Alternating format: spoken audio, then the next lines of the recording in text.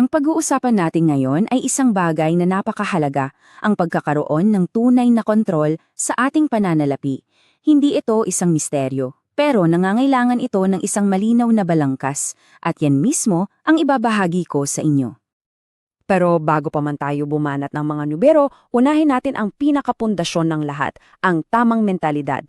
Marami kasi ang tingin sa budgeting parang band-aid solution lang. Hindi po. Isipin nyo to, ang pagbabudget ay parang pag-aalaga sa kalusugan. Hindi ito panandalian.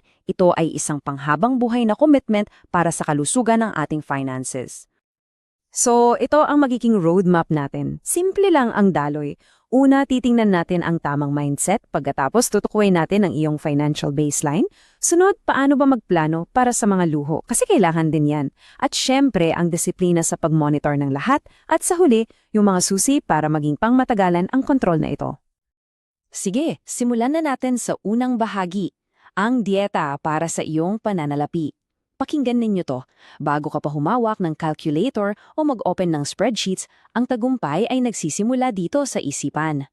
Mahalagang maunawaan natin kung bakit ang analogy ng pagdadayat ay napakaangkop sa pagbabudget. Tingnan ninyo ang pagkakatulad. Sa diet, may plano ka sa pagkain. Sa budget, dapat mas mababa ang gastos sa kita. Simple, di ba? Pero ang pinakaimportante ay yung dalawang nasa ilalim, disiplina at paninindigan. Pareho silang nangangailangan ng araw-araw na pag-check, calories man yan o gastos. At parehong kailangan ng commitment na gawin itong habit habang buhay. Kung wala yung dalawang yon, kahit gaano kaganda ang plano mo, sa papel lang yan. Okay, so klaro na sa atin yung mindset. Ngayon, dumako na tayo sa actual na trabaho, ang pag-alam sa iyong financial baseline. Ito ang pundasyon ng lahat. Tandaan ninyo to. Ito ang isang bagay na lagi kong sinasabi. You cannot manage what you do not measure. Kaya, dito tayo magsisimula sa pagkolekta ng data. Dalawa lang ang kailangan nating alamin dito. Sa simula, una, magkano ba talaga ang pumapasok? Yan ang income mo. At pangalawa, magkano ang mga gastusin na hindi mo talaga matatakasan. Ang layunin natin dito ay magkaroon ng isang napakatapat na litrato ng dalawang yan. Walang hula-hula, saktong numero. Paano natin to gagawin? Maging metikuloso tayo. Sa kita, ilista mo lahat. After tax na sahod, yung mga raket o side hustles, interest sa bangko, lahat ng pumapasok na pera. Tapos, sa mga di maiwasang gastusin, yung upa, kuryente, tubig, pagkain, pamasahe. Dito kailangan maging brutally honest ka sa sarili mo. Ano ba talaga ang kailangan at ano lang ang gusto? At heto ang isang pro tip para mapadali ang buhay nyo. Huwag manghula. Kunin nyo ang inyong mga credit card at debit card statements. Ito ang magiging best friend nyo sa prosesong ito. Nandoon na lahat, detalyado. Makikita mo kung saan napupunta ang bawat sentimo. Okay, pero habang ginagawa ninyo to, baka may matuklasan kayong isang malaking problema. Isang tanong na napakaseryoso. Paano kung, pagkatapos mong ilista lahat, mas malaki pa pala ang mga kailangan mong gastusin kesa sa perang pumapasok? Heto ang masakit pero importanteng katotohanan. Kung yan ang sitwasyon mo, kailangan mong kumulos. Agad-agad. Hindi ito pwedeng ipagpabukas. Ibig sabihin yan, kailangan mong gumawa ng malalaking desisyon. Maghanap ng pangalawang trabaho o baka kailangan mong lumipat sa lugar na mas mababa ang upa. Mahirap to, alam ko. Pero ito ang paraan para makabalik sa tamang direksyon. Sige, so nailatag na natin ang pundasyon. Ngayon naman, pag-usapan natin yung mas masayang parte, ang gantimpala. Kasi tandaan nyo, ang isang magandang budget ay hindi tungkol sa pagtitipid lang ng pagtitipid. Ito ay tungkol sa matalinong paglalaan ng pera, kasama na dyan ang mga bagay na nagpapasaya sa atin.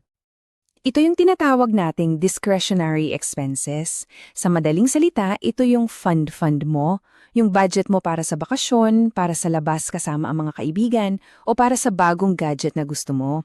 Mahalagang planuhin din natin to para hindi mo maramdaman na sinasakal ka ng budget mo. Ito ang iyong reward. Pero may isang simpleng rule dito na hindi pwedeng baliin. Yung kita mo, minus yung mga hindi maiiwasang gastusin, yun ang natitira para sa mga luho mo at sa savings. Ang goal, yung gagastusin mo sa luho dapat laging mas mababa kesa sa natitirang pera. Dapat laging may matira para sa ipon. Non-negotiable yan. Para mas madaling maintindihan, mag-sample tayo. Let's say ang taon ng kita mo, after tax, ay $60,000.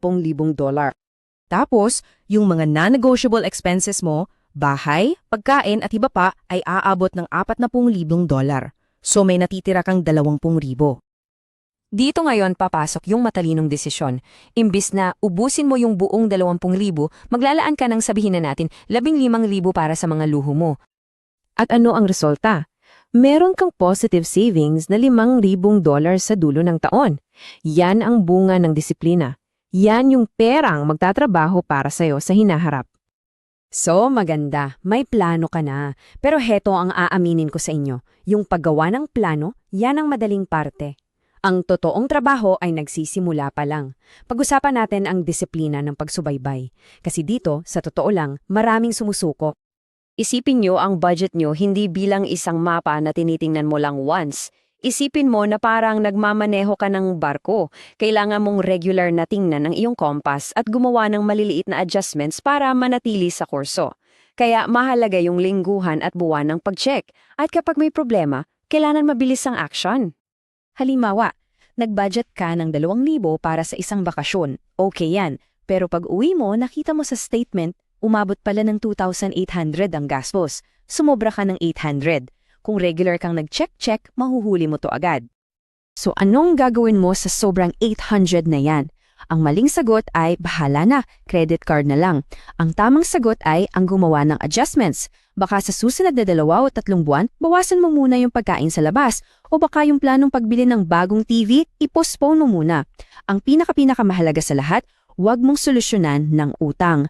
Ang utang ang kalaban ng financial stability. Okay, so napag-usapan na natin ang lahat.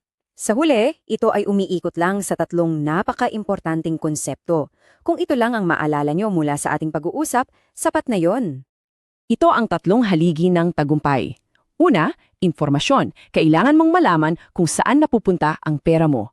Pangalawa, disiplina. Yung araw-araw na commitment na sundin ang plano. At pangatlo, pangmatagalang paninindigan. Kailangan mong tanggapin sa sarili mo na ito ay isang marathon, hindi isang sprint. Impormasyon, disiplina at paninindigan, yan ang pundasyon ninyo. So ayan na, nasa mga kamay nyo na ang blueprint. Subok na ito at epektibo. Ang nag-iisang tanong na lang na natitira ay ito. Handa na ba kayong simulan ang pagtatayo? Dahil ang kontrol sa inyong financial future ay nagsisimula sa desisyon na gagawin ninyo ngayon.